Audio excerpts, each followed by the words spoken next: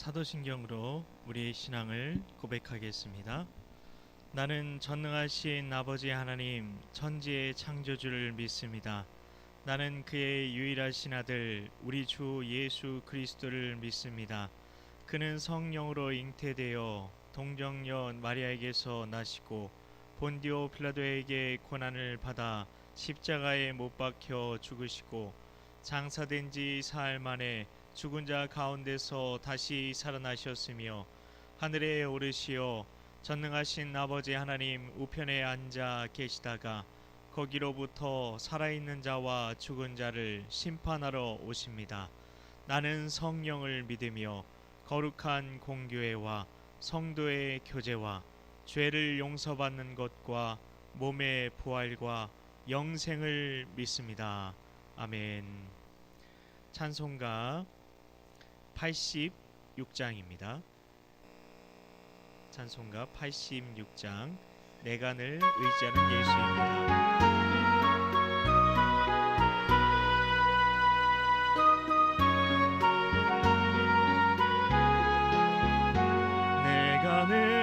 내가 늘 의지하는 예수 나의 상처 입은 심령을 불쌍하게 여기사 위로하여 주시니 미쁘신 나의 좋은 친구 내가 의지하는 예수 나의 사모하는 친구 나의 기도 들으사 응답하여 주시니 미쁘신 나의 좋은 친구 주의 손 의지하고 살 때 나를 해할 자가 없도다 주님 나의 마음을 크게 위로하시니 미쁘신 나의 좋은 친구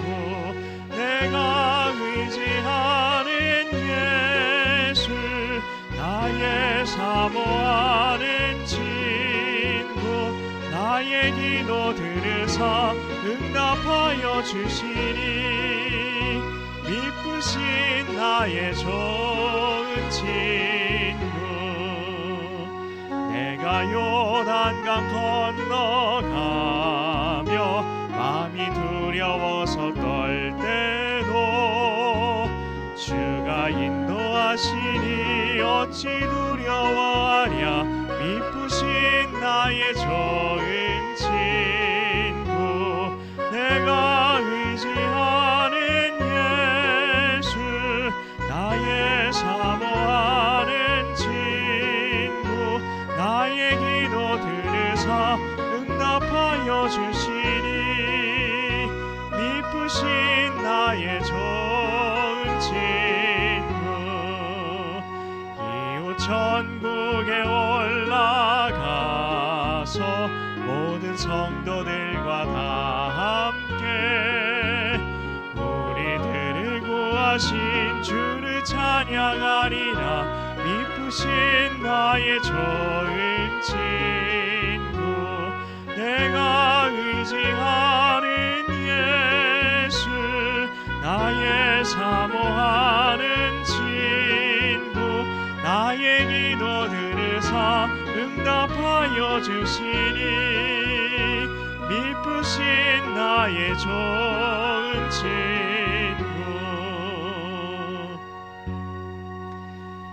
찬송가 449장 예수 따라가며 우리 함께 찬양하겠습니다.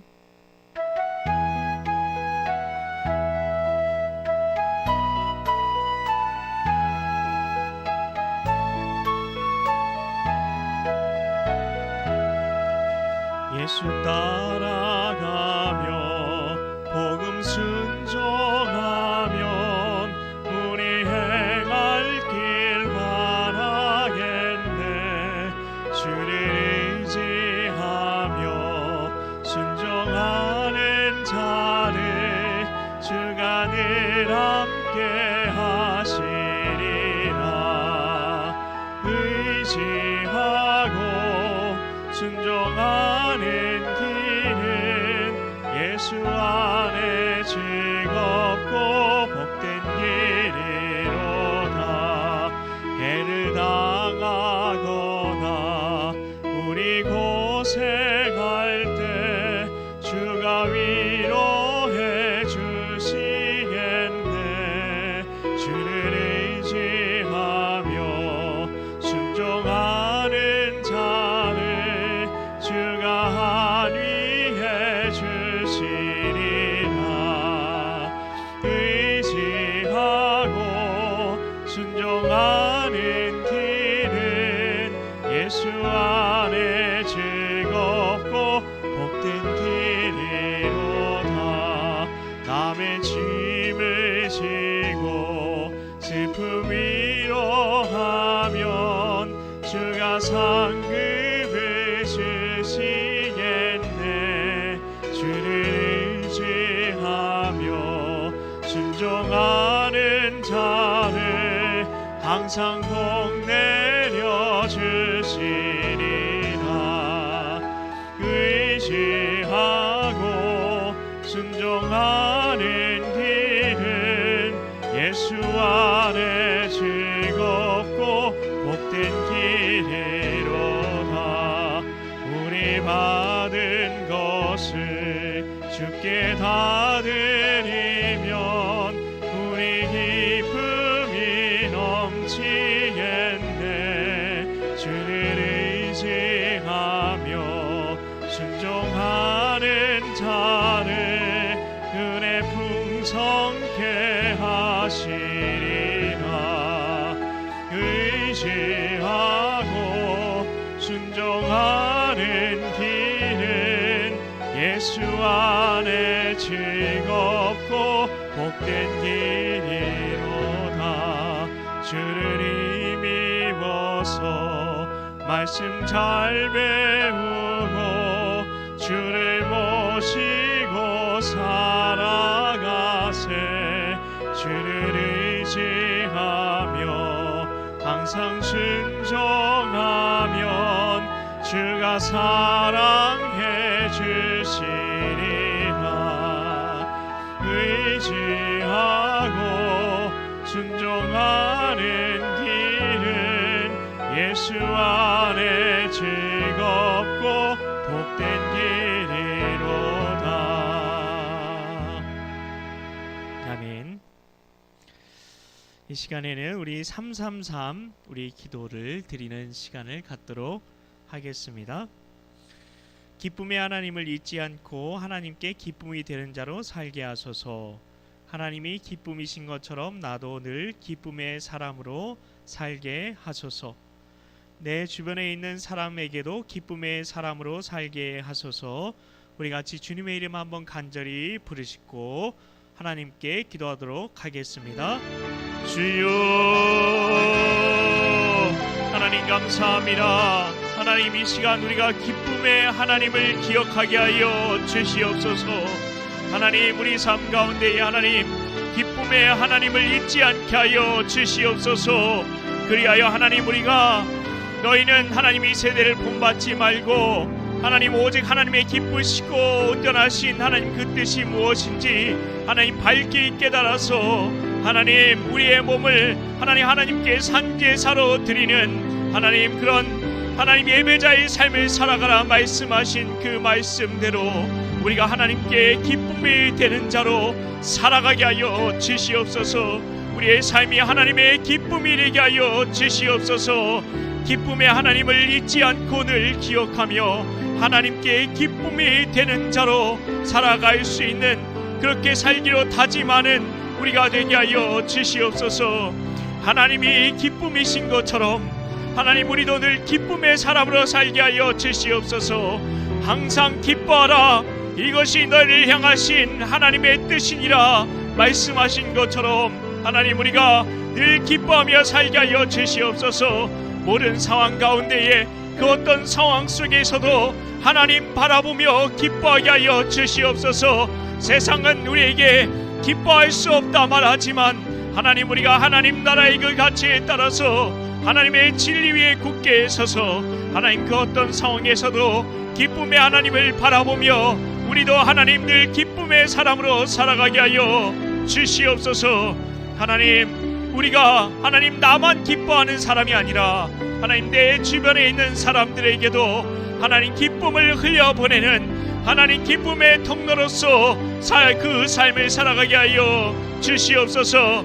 내 주변에 있는 사람들에게 하나님 이웃 사랑의 하나님 그 삶을 살아가며 하나님 기쁨의 사람으로 하나님 이웃을 더불어 하나님의 기쁨을 누리는 삶을 살아갈 수 있도록 인도하는 기쁨의 사람으로서의 삶을 살아가게 하여 주시옵소서. 하나님 기쁨의 하나님이 기쁨의 하나님이신 것을 하나님 담임 목사님의 말씀을 통하여 우리에게 들려주셨습니다. 그 말씀 잊지 않게 하여 주시옵소서. 그 말씀 기억하게 하여 주셔서 우리의 삶이 진정으로 하나님의 기쁨이 되는 자로서의 삶을 살아가게 하여 주시옵소서. 늘 기쁨의 사람으로 살게 하여 주시고 하나님 우리 주변의 이웃들에게 기쁨의 사람으로 살아갈 수 있는 우리 모두가 될 수 있도록 하나님 함께하여 주시고 성령으로 동행하여 주시옵소서. 주님 감사합니다. 예수님의 이름으로 감사하며 기도드립니다. 아멘. 이 시간에는 하나님께서 우리에게 주신 말씀은 열왕기상 1장 11절부터 27절까지의 말씀입니다. 열왕기상 1장 11절부터 27절까지의 말씀 함께 봉독합니다. 나단이 솔로몬의 어머니 밧세바에게 말하여 이르되 학기세 아들 아도니아가 왕이 되었음을 듣지 못하였나이까? 우리 주 다윗은 알지 못하시나이다.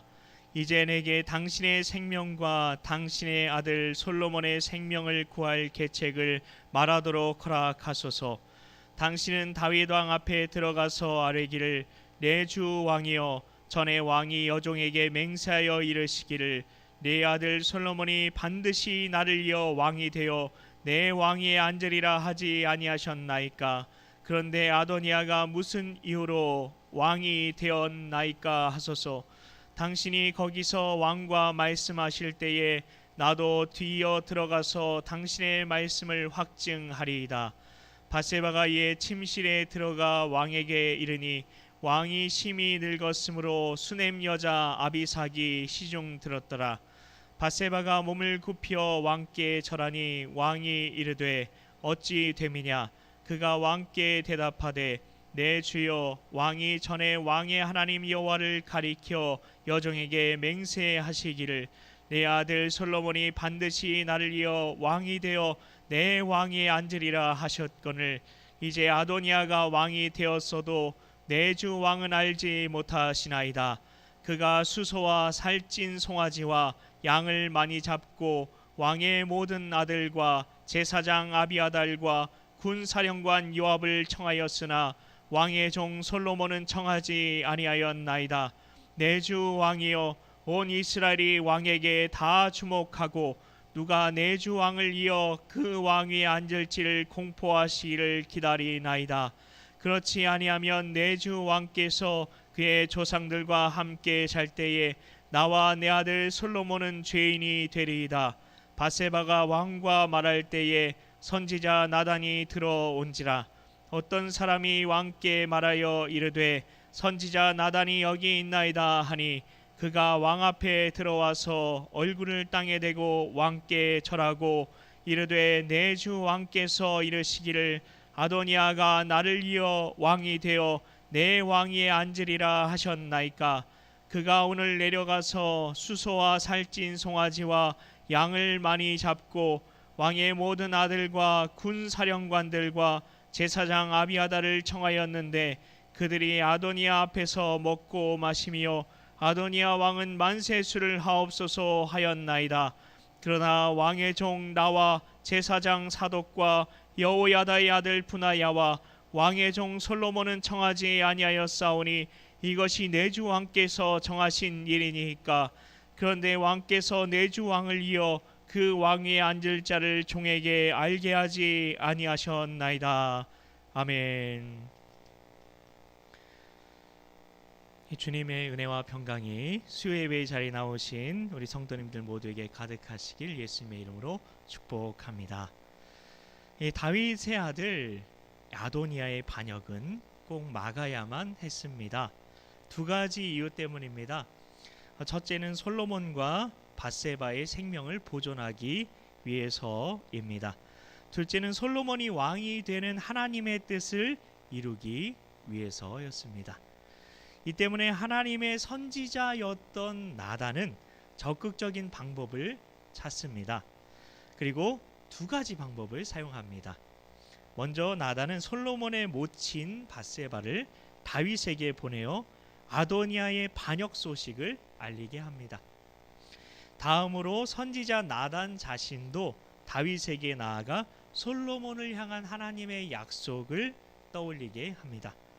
한편 밧세바와 나단이 다윗에게 아도니아의 반역 소식을 알리는 것에는 다음과 같은 공통점이 있습니다.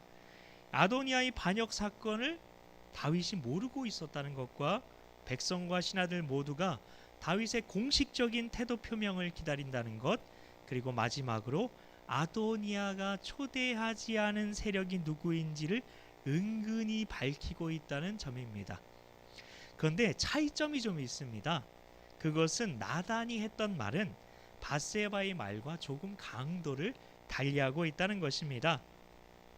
25절에 보면 밧세바의 말에는 없던 아도니아 왕은 만세수를 하옵소서라는 말이 추가되어 있습니다. 그리고 하나님의 선지자 나단의 지혜가 빛나는 곳들이 나오고 있는데요. 24절에 보시면 나단은 내 주 왕께서 이르시기를 아도니아가 나를 이어 왕이 되어 내 왕위에 앉으리라 하셨나이까? 라고 질문하며 결국에는 다윗이 강하게 부인할 수밖에 없는 그런 지혜로운 그런 화법을 사용합니다. 그뿐이 아닙니다. 다윗을 면담하는 방식도 지혜로웠습니다. 나단은 왕의 침실에 접근하기가 쉬웠던 밧세바에게 먼저 소식을 알리게 했고, 또한 자신 역시 잇따라 들어가 다윗을 면담했습니다. 이 같은 방법은 아도니아가 반역한 소식이 정말 사실이구나 라고 다윗이 깊이 생각하게 만들었을 것입니다.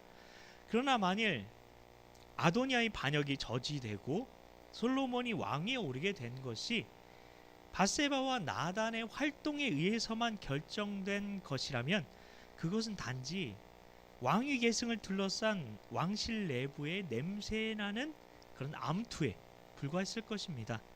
이런 이야기는 얼마든지 하나님이 없는 나라들 가운데도 많이 있었죠. 우리나라에서도 왕의 자리를 놓고 얼마나 많은 피비린내 나는 그런 싸움들이 있었습니까? 힘이 있는 가문에서 자신의 딸을 왕으로 들이기 위해서 얼마나 많은 암투를 하고 심지어 왕을 독살하기도 하는 등 그런 많은 냄새나는 일들이 있었던 것을 우리는 알고 있습니다. 오늘 말씀의 이야기도 어쩌면 그것과 별로 달라 보이지 않을 수도 있습니다.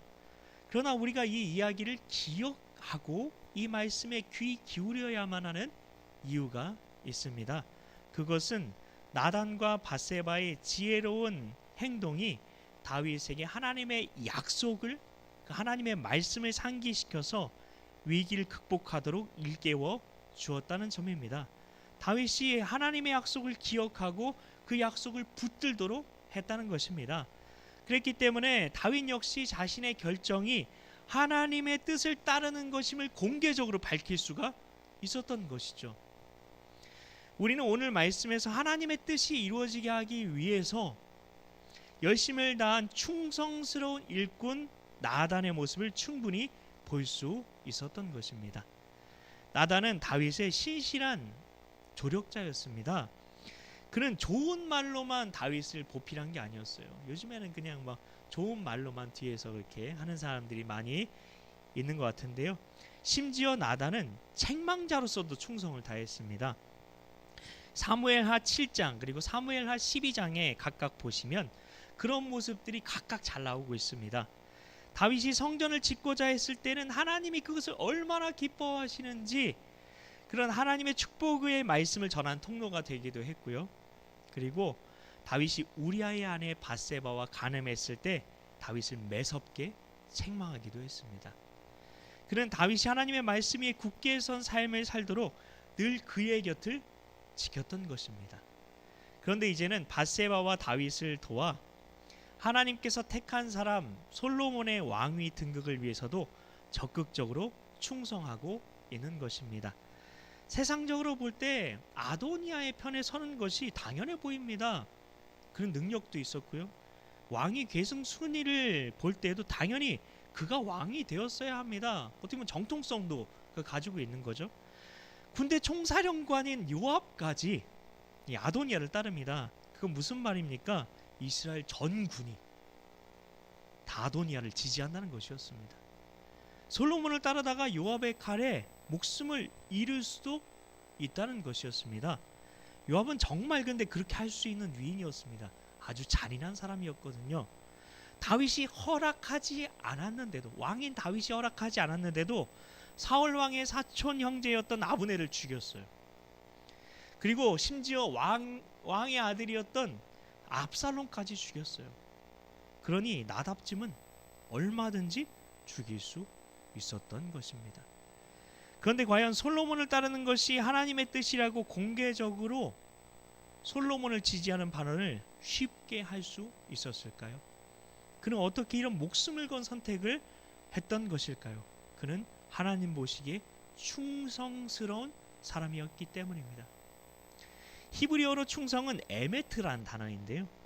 흥미로운 것은 70인역이라는 아주 중요한 그런 성경이 있는데요. 그 성경은 에메트를 의, 옳음, 바름 혹은 진리로 번역을 했습니다. 충성을 의, 진리로 번역했다는 것입니다. 의와 진리, 이것이 어떻게 충성과 연결이 될 수 있을까요? 의를 올바름이라고 볼 수 있죠. 그럴 때 의와 진리는 한마디로 올바른 진리라고 볼 수 있습니다. 올바름은 방향성을 뜻하는 거죠. 그 진리는 변함없는 신실함이 특징입니다. 올바른 진리가 변함없는 신실함이 그 특징이라는 것이죠. 그렇기 때문에 성경이 말하는 충성은 신실함이라고 볼 수 있습니다. 그래서 성경에 보면은 충성이라는 단어를 faithfulness라는 단어로 번역을 하고 있습니다. 그러면 성경의 대표적인 충성의 사람이 누가 있을까요? 다니엘이 바로 그 충성스러운 사람이었습니다. 다니엘서 6장 4절 말씀입니다. 이에 총리들과 고관들이 국사에 대하여 다니엘을 고발할 근거를 찾고자 하였으나 아무 근거 아무 허물도 찾지 못하였으니 이는 그가 충성되어 아무 그릇됨도 없고 아무 허물도 없었음이었더라. 총리들과 고관들이 다니엘의 대적들이었어요. 전부 다 위에 있는 그 정부 고관들이, 그들은 국사에 대해서 다니엘을 고발할 근거를 찾고자 했습니다. 그런데 어떤 근거나 아무 허물도 찾지 못했다고 합니다. 그 이유가 무엇입니까? 이는 그가 충성되어서, 다시 말해 신실해서 아무 그릇됨도 없고 아무 허물도 없었다는 것입니다. 이 충성은 대적들로부터 승리를 안겨주는 놀라운 성품이라는 것입니다. 충성은 성령의 열매 가운데 하나죠. 성령의 열매를 하나씩 살펴보시면 그건 성품의 열매라고 할 수 있습니다. 사랑, 희락, 화평, 오래 참음, 자비, 양선, 충성, 온유, 절제. 잘 외웠죠? 네, 이 성령의 9가지 열매 중 하나가 충성입니다. 우리가 닮아가야 할 하나님의 성품의 열매가 바로 성령의 열매라는 것입니다. 우리는 다 하나님을 닮아가기 위해서 노력합니다. 우리가 근데 노력하지만 솔로몬이 한탄하면서 말했던 것처럼 충성은 자연스럽게 생겨나는 성품은 아닙니다.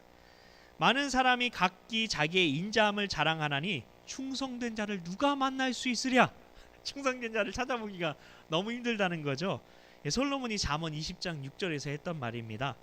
많은 사람들이 자신이 신실하다고 자랑합니다. 그러나 그 고백대로 살아가는 사람이 많지 않다는 것이죠. 이것이 현실이라는 것입니다. 우리는 신실한 것이 좋다는 것이 것에 대해서는 누구나 다 압니다. 그리고 자신이 신실한 사람으로 여겨지길 바랍니다. 근데 안타까운 것은 충성스러운 성품을 배우기 위해서는 어쩜 비싼 대가를 치러야 하는데 기꺼이 그 대가를 치르고자 하는 사람이 너무나 적다는 것입니다. 나폴레옹과의 전쟁에서 승리를 거두었던 웰링턴 장군이 굉장히 유명한데요. 그가 겪었던 일입니다. 어서 문을 열어라. 안 됩니다. 빨리 열라니까 여우가 도망가 버리잖아. 안 됩니다. 아버지께서 절대로 사냥꾼에게 문을 열어주지 말라고 하셨어요. 빨리 열어라. 웰링턴 장군의 명령이다. 안 되겠습니다. 문을 열 수 없습니다. 명령을 거역하겠단 말이지. 죄송하지만 그럴 수밖에 없습니다. 저희 아버지께서 농장의 담을 높이 쌓은 까닭은 장군님 같은 사냥꾼들이 우리 농장을 사냥터로 만드는 것을 막기 위해서였습니다. 그런데 장군님이 저희 농민을 이해하지 못하시고 농장 문을 열라고 명령하시면 어떻게 합니까? 저는 절대로 문을 열 수가 없습니다. 웰링턴 장군은 잠시 생각에 잠기더니 말에서 내립니다. 말에서 내립니다. 그리고 조용히 입을 열었다고 합니다. 내 말이 옳다. 오늘 내게 좋은 교훈을 배웠다. 이 교훈을 평생 마음에 간직하도록 하겠다. 웰링턴 장군은 소년을 통해 신실함이 어떤 것인지에 대해서 배웠다며 자신을 일깨워준 소년에게 감사 인사를 했다고 합니다. 충성은 그 어떤 대가를 치르더라도 주어진 사명을 묵묵히 감당해내는 열매입니다. 성경은 경건의 모양만 있는 것에 대해서 경고하고 있습니다. 경건한 사람은 성령의 사람입니다. 성령의 9가지 열매 중에 어떤 열매만 내게 있어도 되는 것일까요? 사랑은 있는데 희락이 없어요. 희락은 있는데 사랑은 없어요. 어떨까요? 사랑은 있는데 절제는 없다면요? 말이 되지 않습니다. 모든 열매가 조금씩이지만 함께 맺히기 시작하는 것입니다. 사과나무에서 사과가 맺히고 배나무에서는 배가 맺히듯 우리는 성령의 나무입니다. 성령의 나무에서는 9가지 열매가 다 맺히게 되는 것입니다. 함께요. 우리는 그런 DNA를 가진 자로 거듭난 것입니다. 그래서 고린도후서 5장 17절은 무엇이라고 얘기합니까? 그런즉 누구든지 그리스도 안에 있으면 새로운 피조물이라. 이전 것은 지나갔으니 보라 새 것이 되었도다. 충성의 열매를 그렇기 때문에 나도 지금 맺고 있어야만 한다는 것이죠. 그렇기 때문에 내 삶에 신실함의 그 충성이라는 신실함의 열매가 맺혀지고 있지 못하다면 그러한 나의 삶을 회개해야만 하는 것입니다. 하나님 아버지를 요한복음 15장에서는 농부라고 말합니다. 농부인 하나님께서는 우리에게 원하시는 성령의 9가지 열매가 그 모든 열매가 고루 맺히기를 원하신다는 것입니다. 그렇기 때문에 우리가 성령의 사람이 되기를 원한다면 진짜 경건의 모양만 있는 것이 아니라 경건의 내용도 있는 사람이 되기를 원한다면 우린 충성된 사람, 신실한 사람이 되어야만 하는 것입니다. 나단 선지자가 바로 이런 충성된 사람이었다는 것입니다. 이제 곧 봄이 오게 될 것입니다. 물론 입추는 양력으로 2월 4일이었습니다. 그러나 우리 몸으로 느끼게 되는 봄이 오게 되면 이제 성큼 다가온 것 같은데 오늘 온도가 23도까지 올라간다니까요. 그렇게 우리 몸으로 느끼게 되는 봄이 오게 되면 교회 주차장과 교회 화단에서 새롭게 새싹들이 돋아날 것입니다. 여기서 우리는 신실함, 그 충성을 떠올려 볼 수가 있다는 것입니다. 폭설과 추운 겨울이 지나 봄이 되면 어김없이 이 새싹들은 심지어 그 딱딱하고 단단한 시멘트나 아스팔트까지 뚫고서도 얼굴을 내밉니다. 그 단단한 것들과 그 위로 다니는 사람과 차들로 인해 짓눌리고 짓눌릴 텐데도 소리 없이 또 올라오는 겁니다.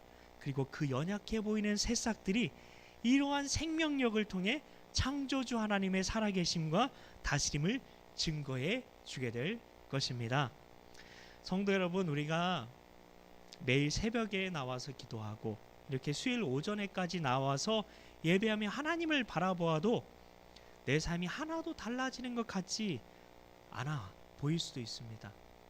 심지어 아무리 수고하고 헌신해도 내 형편이 달라지는 것 같이 보이지 않을 수도 있습니다. 그러나 환경과 형편을 상관하지 않고 주어진 사명을 묵묵하게 수행하는 그것이 바로 하나님 보시기에 신실함이라는 것입니다. 우리가 이렇게 묵묵하게 예배자의 삶을 이미 살아가고 계신 것이 바로 우리 삶의 신실함이라는 하나님의 열매를 맺고 있는 과정이라는 것입니다. 오늘 이 예배 가운데 예수님의 이 약속을 기억했으면 좋겠습니다. 예수님께서 어떤 약속을 해주셨습니까? 착하고 충성된 종아, 내가 적은 일에 충성하였음에 내가 많은 것을 내게 맡기리니 내 주인의 즐거움에 참여할지어다. 이 즐거움을 다른 말로 바꾸면 뭐죠? 기쁨입니다. 기쁨입니다. 기쁨의 하나님의 그 기쁨에 우리가 동참할 수 있게 된다는 놀라운 약속을 해주고 계신 것입니다. 이렇게 주님께서 기뻐하시는 충성된 삶을 살아가심으로 이 사순절 하나님께서 부어주시는 축복과 은혜를 풍성하게 다들 누리시길 예수님의 이름으로 축복합니다. 우리 같이 찬송가 449장 우리 한 번 더 찬양하시도록 하겠습니다.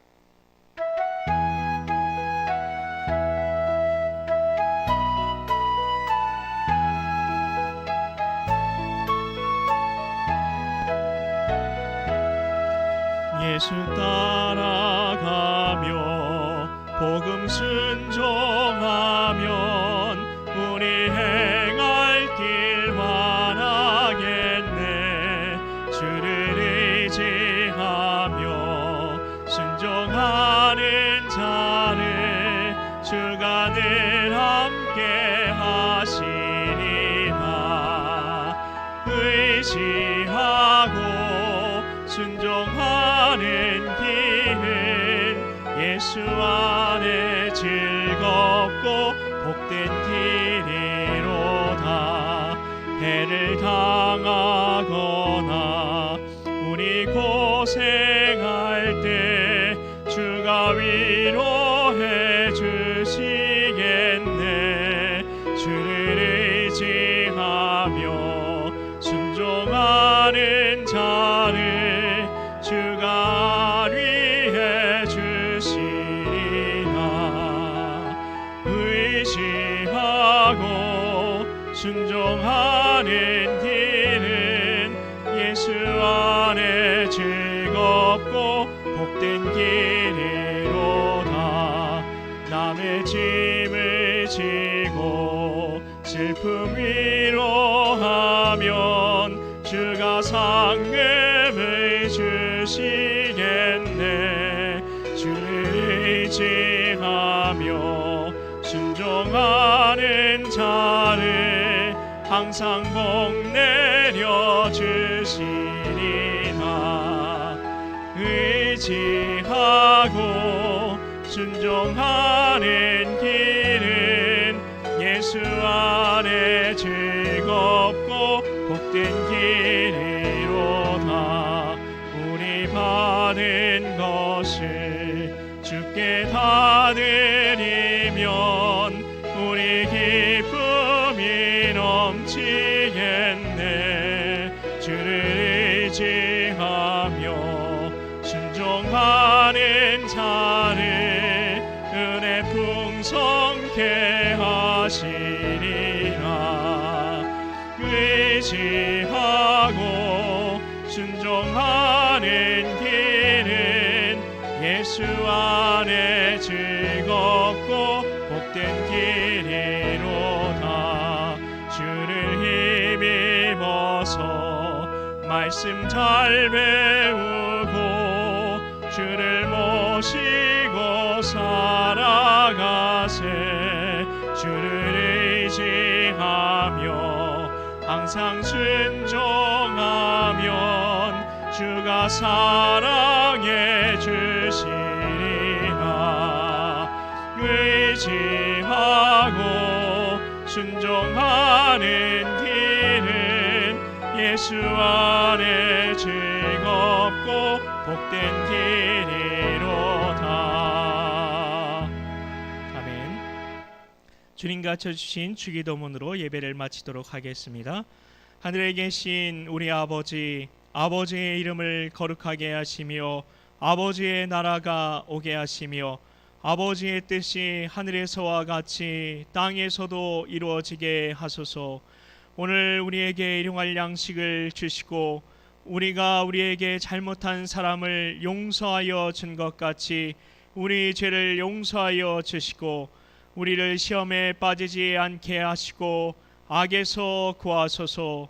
나라와 권능과 영광이 영원히 아버지의 것입니다. 아멘.